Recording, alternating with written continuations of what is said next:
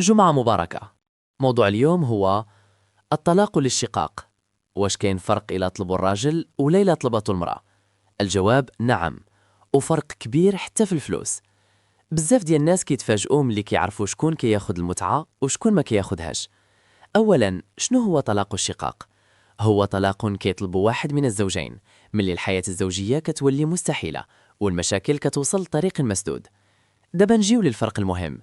الحالة الأولى، إلى الراجل هو اللي طلب الطلاق، هنا كيبقى ملزم يخلص جميع المستحقات القانونية: نفقة المتعة، نفقة العدة، أجرة الحضانة، ونفقة وسكن المحضون، يعني المسؤولية المالية كاملة كتبقى عليه.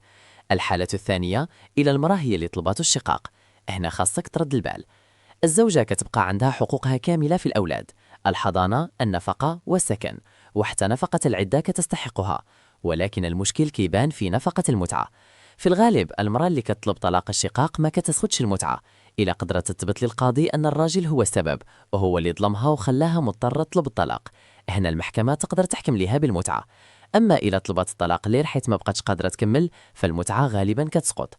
الخلاصة، القانون كيشوف شكون تسبب في الفراق، وعلى هذا الأساس كيتحدد التعويض.